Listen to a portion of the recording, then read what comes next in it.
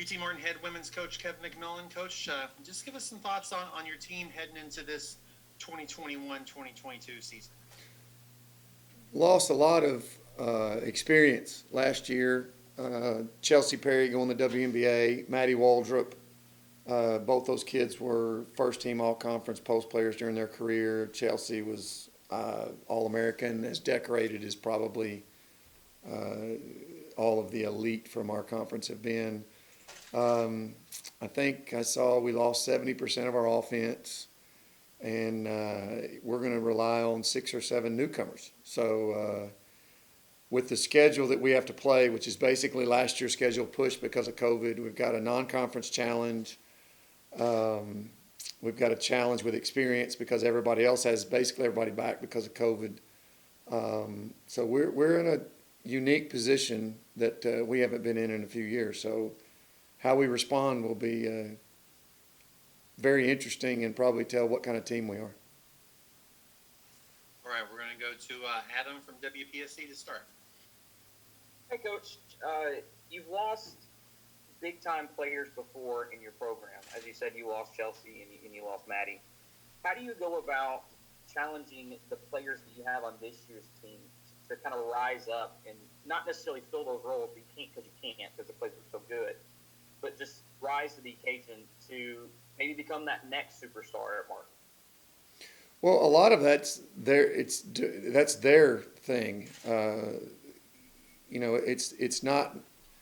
It's not my job to replace Chelsea Perry. It's a player's gap that they have to fill. Typically, we approach it the same every year.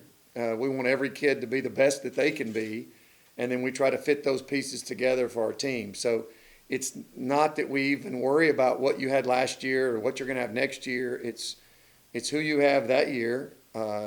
Get them to perform at the best they can, and then you see if you can fit those pieces together and be a good team. And we have been able to do that throughout the years. This one is a little different challenge, but we don't ask kids to do things that they're not capable of. But we do expect them to give their best, and I think that's probably what has been able through the years for us to fill the gaps from one year to the next. Is just asking the new crew, here's what we need you to do, and we need you to do it to the best of your ability and turn them loose. With that said, in these first couple of weeks of practices getting ready for the season, have you seen players take it upon themselves to take that next step? Some. I think you can only tell so much in practice, and I'm not diminishing that. I'm just saying that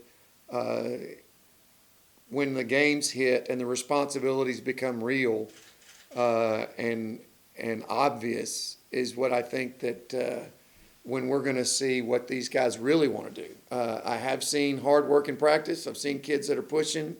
I have seen leadership in practice. So we're seeing all those things that you need to see. It's just everything is well and good until the games start. And I think that's when we're going to find out, are we tough enough to try to take steps early, or is it going to take us some time to figure out exactly what we need to do? As a coaching staff, we'll know fairly early, but as players, given the schedule, again, the non-conference schedule, which we're playing is so tough, it may take them a while to kind of figure it out. I've talked to you about those teams before, and you said you've had to replace these big players and you have brand new teams. For you, how challenging has it been getting ready for this season, trying to figure out what pieces go where with so few people coming back from last year, and as you said, so many new players that you're going to have to rely on?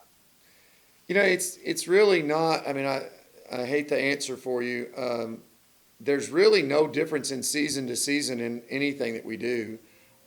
You're trying to figure out how to get the individuals to be the best they can be, and then figure out how to fit that into, kind of like I answered earlier, into what is that team going to be. And basically every team is going to have its own identity. And even if you've got everybody back, you're going to have to redo all of this. So what you're trying to do is you're trying to make their personalities and their work ethics and their disciplines fit into a team concept. And then is it the best that team can be using the pieces that you have. So my anxiety is, can I figure out what each team needs in a given year? And we've got that same anxiety this year, is can we figure out how to put these kids in the best situation where they can be the best they can be. And it will take us a little bit of time to figure that out. But it's basically the same thing every year. Kind of talking about the schedule you guys have starting off the season, how much is it going to be kind of a baptism by fire as far as having to learn on the fly against these incredible teams you have to play? Well, for the older kids, they're fine. Kiana Grant, Paige Pipkin, Sagan Robbins, they'll be heading into this thing pretty much knowing what they're getting into. But I kind of feel sorry for the others because they don't know what they're getting into, and they don't know that we don't care who we're playing. We expect a certain thing no matter what. And typically you don't learn until you touch the stove, so to speak. And I'm a little bit afraid that some of these kids are going to need to touch the stove, and we're playing such a good schedule that stove could be really, really hot. So I hope that they learn very quickly because, I'm probably going to have a pretty good headache a lot of times. I know you're big on motivation. I feel like this is the first time, maybe since you've been at Martin, that you don't have a player on the preseason list. Are you using that as motivation for your team to kind of motivate the girls if they need any motivation at all? I haven't talked about it, and I typically don't talk about it. I don't know. That's a good idea. Maybe you need to come help me coach next week. It's kind of interesting that all the top 6 teams, I think, had at least multiple players, I think, that were on the top team, except for us, and we had nobody. So I don't quite know how to use that, but I bet they know. And, I guess what matters is what's going to be on the end of season list. Maybe they're talking about that. I don't know. What would be a good way? Kyle, what's a good way I can motivate them with that? Tell them that preseason polls are meaningless. Would that motivate them? I don't know. Okay. They may not know. I'm going to think about that. Adam, that's a good thought. I'm going to go back to the staff. We're going to figure out how to use that.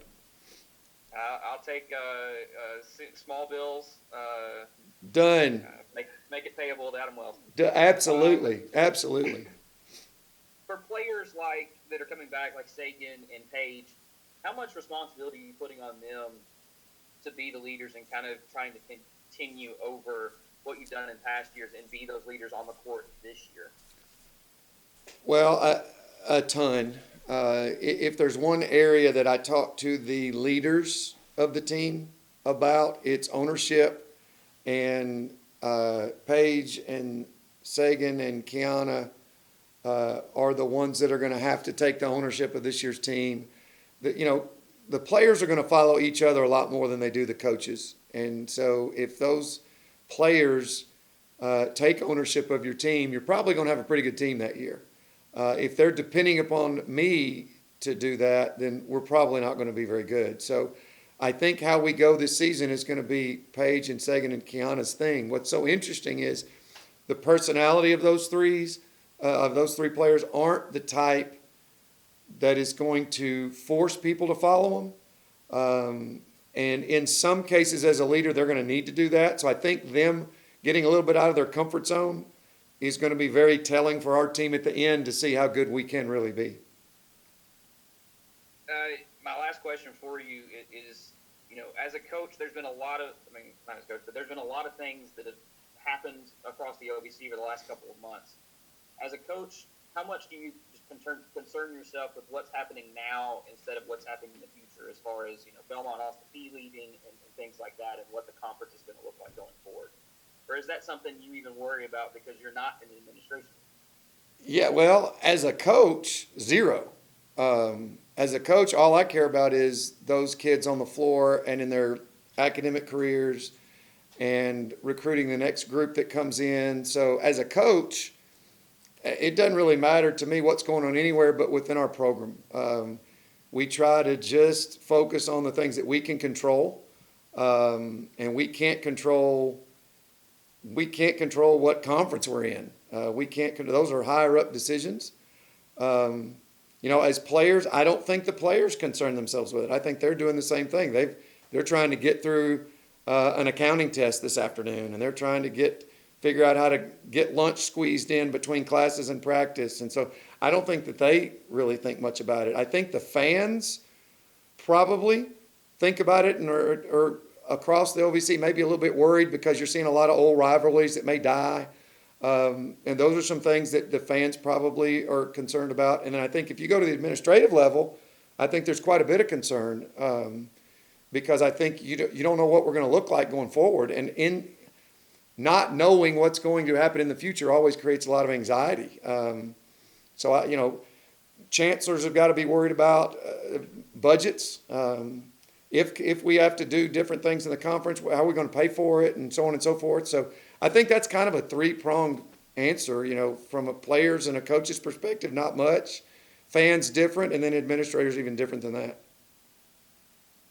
Thank you, Kevin. Appreciate it as always. Yep. Coach, so we're talking to that preseason team then and the level of talent coming back. So, Tennessee Tech's an example where they have a bunch of the players of the COVID year who got an extra year. Where's the talent level this year? We've talked about it getting better, but we may see even more this year because of some of those extra years teams got. Yeah, I think there's no question. This could be the most talented level of, the league has the most, how am I saying this? We have the most talented players across the board in the league than probably we've ever seen. And I think a lot of that's due to COVID. A lot of that's due to we got really good players. There's some young players that are very talented. They're in the league. How that translates, I don't know. But I do know that when you look at rosters, a lot of people have everyone back for a fifth year. And you can't coach, people talk about you can't coach size and you can't coach quickness. You can't coach experience. And Tech and Belmont and Murray, all those guys are all back. And there's just no way that you can prepare your teams to play against teams that already have a fifth year under their belts. So I think that's going to be great for our league. I think it, but I don't know because I haven't looked across college basketball. Is everyone doing it? Because if every league looks the same, then it really has no effect. Or maybe our league is our teams that are at the top with everybody back may really help our conference. I don't know. I would like to think that we are going to be the strongest conference that we've ever had. And that these kids with their fifth year are going to make some big thing because it's really be good for the league. Adam has a question he forgot. Come on, Adam. All right, this is an easy one. It's about Maddie, and I've kind of talked to you before a couple weeks ago about her stepping into the coaching ranks and being a high school coach. She just started practice for the first time, I believe, last week. How much do you expect her to excel in that role as a coach? And how much maybe are you talking to her and kind of giving her pointers on how to handle getting into coaching for the first time? That's a loaded question. Short term, I think Maddie is going to struggle like everyone struggles in a new position because you don't understand where's the broom to sweep the gym floor with. I don't know. Which key unlocks which door? I don't know. So all of those things for her are going to be new, and I think that's going to be a challenge. Coaching her team is going to be new. That's going to be a challenge. Coming in late, that's going to be a challenge. If there's any human being that can handle those challenges well, it's going to be Maddie Waldrop. I think once she figures out which key unlocks which door and where the broom is, and she'll figure it out very quickly, she's going to be really, really, really good. She relates to the kids well. She knows the game well. Playing for Coach Turner in high school, she's got a good base about how a high school program should run. You know, leaving here, she's got all the resources we can ever give her to help her. As far as the kind of advice that I'm going to give her, I'm going to help Maddie as much as Maddie needs me to help her or wants to help me to help her, and I'm going to try to stay out of her way as much because it's her deal and her show, and she's going to do a great job, and I'm going to enjoy watching her. And I'm just excited that she's going to be able to touch kids' lives that way. You mentioned Chelsea in the beginning too. You've had Heather Butler played in the WNBA for a little bit too, but what's it like having another player make it to the highest level, and what's it do for your program? And there's obvious answers, but and where do you see her pro career going? Well, we tried real hard to recruit with that, and it doesn't seem to matter. We told a bunch of kids, hey, do you want to be a WNBA kid? Come here, look here. Doesn't really work that way. I think we talked about this quite a bit as a staff, and seeing Chelsea's name up there during a broadcast for the draft day, I mean, I don't know that we'll ever have that happen again. So that might be, for me as a coach, a once-in-a-lifetime thing. And that was extremely enjoyable just to see the smile on her face. But the biggest thing for me was to watch the celebration that her teammates had at her name being put up there, and to see how much they genuinely cared for her and wanted her there. They were probably more nervous than she was when her name wasn't called where they were projected to call it, and it came about 3 picks later. But watching the joy on those kids' faces really meant, what that meant to me is that our program's more about wins and losses. It's about the relationships that these kids have with each other, and to see them share in her excitement was, beyond gratifying for me. Her career going forward, now she tore ACL, which was unfortunate. Coach Dunn, who coached there and is from here, said that she was poised to have a very huge second half of the season for them. They were putting her all over social media, so I think she was planning on that. They were planning on her being very big for them. But I see her, what I've learned about her career so far is that her work ethic is noticeable. Her being a teammate is very noticeable. And that is what the Fever people have talked about, has kind of separated her. Those two things, I think, speak well for her going forward. Plus the fact that she's really, really talented and good. I think that helps too. So I expect big things for Chelsea going forward, kind of just like Maddie in her profession. Just what you see from these kids is they are very high achievers.